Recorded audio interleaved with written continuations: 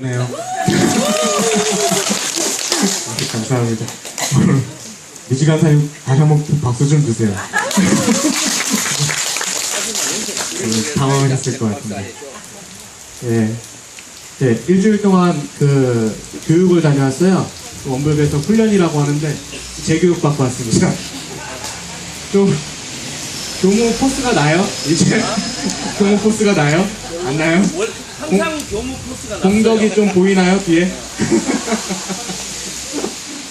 예, 한 일주일 이렇게 배려를 해주셔서 훈련 잘 다녀왔습니다.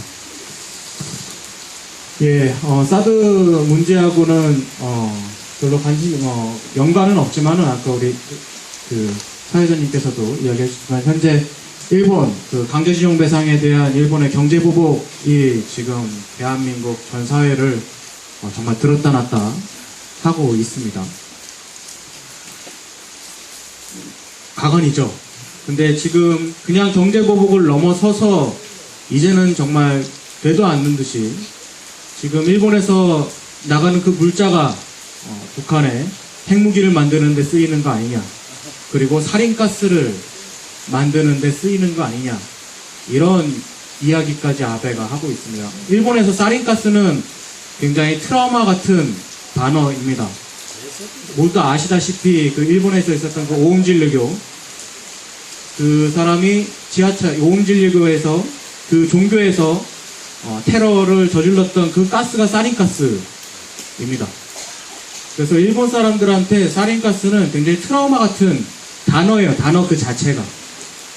근데 북한에서 우리가 지금 한국에 수출하는 그 물자가 북한에 들어가면 살인가스가 될 수 있다 라고까지 지금 현재 극단적으로 지금 몰고 있어서 도대체 이 끝이 어디까지 갈 것인가 우려가 되지 않을 수 없습니다.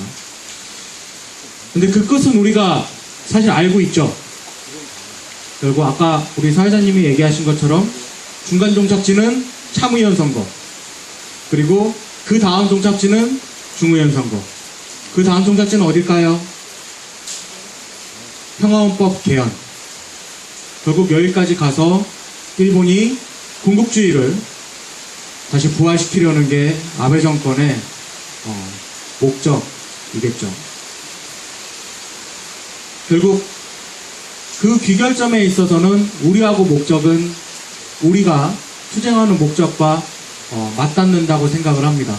결국 일본이 평화헌법 구조를 개정을 하게 되면은 우리가 혹 통일을 하는 데까지 가는 길도 어려워지고, 통일이 된다고 해도 한반도와 동아시아에 되면은 목 끝에 칼날을 들이밀킬 수 있는 일본이 다시 한번 군국주의를 표방한 제국주의가 부활할 수 있기 때문에 상당히 우리에겐 좋지 않습니다. 그래서 우리 현장에서도 한국에서도 지금 우리를 방해하는 그 목적도 있지만은 평화라는 목적 하에 있어서도 현재 이 아베 정권의 이 만행을 우리가 못 본 채 지나갈 수는 없을 것 같습니다. 그리고 일본에서도 안에서도 현재 고분분투하면서 싸우고 있는 이들이 있죠. 지금 현재 우리 둘러보면은 여러 군데 이렇게 달려있는 일본에서 온 응원의 메시지들, 이 응원의 메시지를 보내주신 분들이 현재 일본 내에서 이 참의원 선거에서 참패하지 않도록 정말 고분분투하고 있는 것으로 제 페이스북에서 자주 보고 있습니다. 근데 어차피 한국에서 보면은 정말로 얼토당토 없는 짓을 하고 있는데 일본에서는 이게 통하고 있는 것 같아요.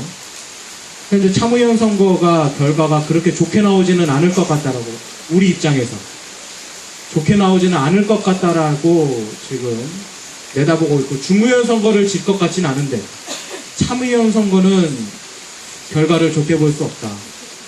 그래도 최대한 참패를 하지 않기 위해서 고분분투하고 있는 이들이 일본에 있습니다. 우리 멀리서 평화를 위해서 고분분투하고 있는 이들을 응원하기 위해서라도 우리 한국에서 우리가 할 수 있는 일들, 그리고 우리를 위해서, 그들을 위해서 할 수 있는 일들을 해야 될 시기가 지금이 아닐까. 정말 남의 일이 아닙니다. 예. 그래서 우리가 할 수 있는 일들을 해 나갔으면 좋겠습니다. 이 부분에 있어서는 그것이 무엇이라고는 뭐 얘기하진 않겠습니다. 각자의 자리에서 모두 아실 것이라고 생각이 들어집니다. 예, 사실은 이번 주에 전해드릴 말이 별로 없어요. 사드에 관한 이슈가 별로 없거든요. 예, 그래도 조금 더 하고 갈게요. 지난 북미정상 남북미 회동에서 판문점 회동에서 저는 흐뭇한 장면이 하나가 있었습니다.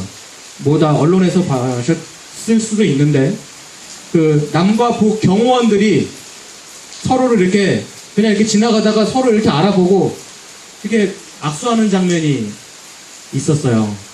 혹시 기사 보셨나요? 무엇이 그걸 그렇게 만들었을까요? 과연 과거 정부에서는 과거에 어떤 때 이런 모습이 있었을까? 저는 그 예전에 9.19 그 군사 협의 이후에 지뢰 제거 하다가 남북이 만나서 악수하는 그 장면 있잖아요. 저는 그 장면이 딱 떠오르더라고요. 그러니까 결국 무기를 내려놓으니까 아무 거리낌 없이 악수를 할 수 있는 겁니다. 아무 의심 없이 만날 수 있는 거고 아무 의심 없이 아는 사람이 만났으니까 대화할 수 있는 겁니다. 결국 무기를 내려놔야 그것에서 평화가 시작된다는 것을 우리는 지금 목도하고 있는 겁니다. 증명이 된 거죠. 그런데 이 현실을 부정하고 과거의 영광을 되찾기 위해서 국방부는 여전히 고분분투를 하고 있습니다.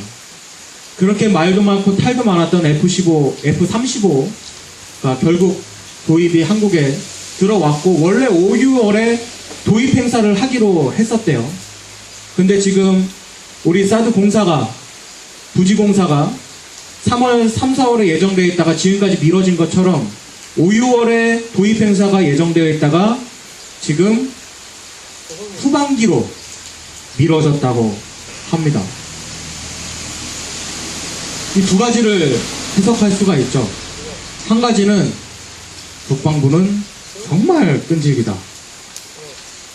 두 번째는 역시 반대하는 목소리가 있어야 눈치를 본다. 반대하는 목소리가 없었으면은 과연 국방부가 이렇게까지 눈치를 볼 수 있을까? 물론 정권의 눈치를 볼 수도 있겠죠.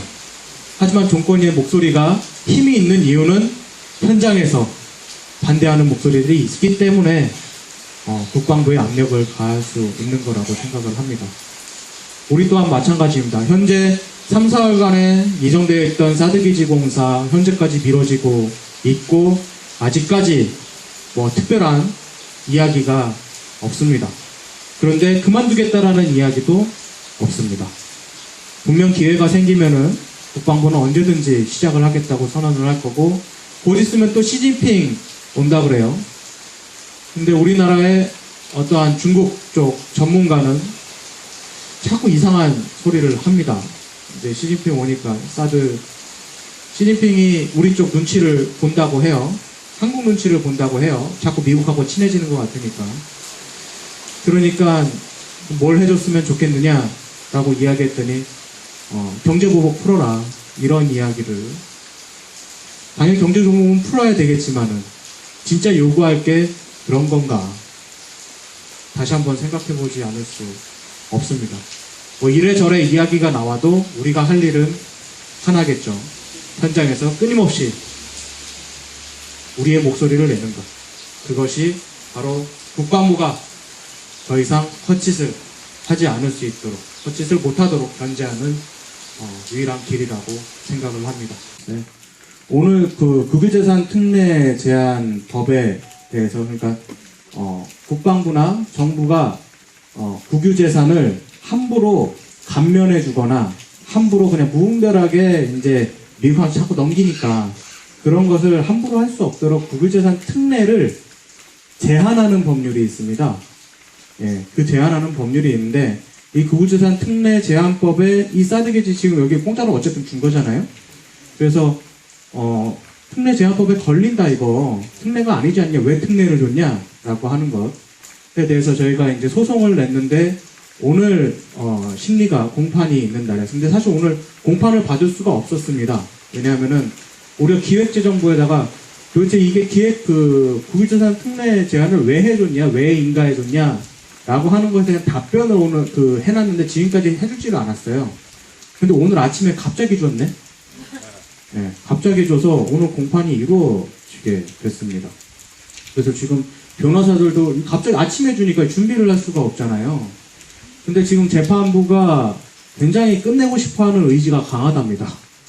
왜 그런지 모르겠는데 끝내고 싶어하는 의지가 강해서 아마 오늘 재판이 진행되면은 재판이 오늘은 끝나고 다음 결심이 이제 오늘 결심 날짜가 잡힐 것 같다라는 이야기가 있어서 그것과 더불어서 도대체 기획재정부에서 답변이 왔는데 저는 도대체 이 답변이 무슨 말인지 알 수가 없어요. 그래서 한번 공유를 하고서 누가 알아들으시는 분이 있으시면은 또 같이 좀 해석해보고자. 도대체 국유재산 특례가 맞냐라고 물어봤더니 기획재정부에서 사드부지 공여는 국유재산 특례 제한법 적용 대상이 아닙니다. 이건 누구나 알아들을 수 있죠? 어쨌든 아니다. 왜 아니냐? 국유재산 특례 제한법은 국가 외의 자에 대한 사용 허가를 규율하나 공여는 국가가 행정재산을 사용하는 행위이다. 일단 이해할 수 없죠. 여기까지는 무슨 말이냐. 그리고 이어서 사드부지는 그 취득 및 사용에 대한 권한이 국방부 장관에게 위임된 행정재산으로서 국가는 사드부지를 대한민국 방위력 유지에 필요한 미군의 주둔을 위해 사용한 것이다. 따라서 국방부가 사드 배치를 위해 그 부지를 미군에게 공여한 행위는 국유재산 특례 제한법에 위배되지 않는 것으로 판단된다. 제가 이걸 한 3번, 4번을 읽었는데 알아들을 수가 없어요. 근데 결국 알아들을 수 있는 말은 유일하게 그겁니다. 국유재산인데 국방부에 있는 거는 국유재산이 아닙니다. 그래서 국방부가 공여해주는 것은 국유재산 특례법에 들어가지 않습니다. 이 말입니다. 그럼 둘 중에 하나죠. 국방부는 누구 국방? 사조직이거나 미국의 아니면은 국유재산 특례법에 들어가기 위해서는 우리나라 이외에 다른 조직이 갖고 있는 땅을 줘야 되나. 말이 안 되죠. 그러니까 어쨌든 답변이 이렇게 왔어요. 오늘 이 답변을 가지고서 재판을 일단 합니다. 근데 결과가 그렇게 긍정적이지는 않아요.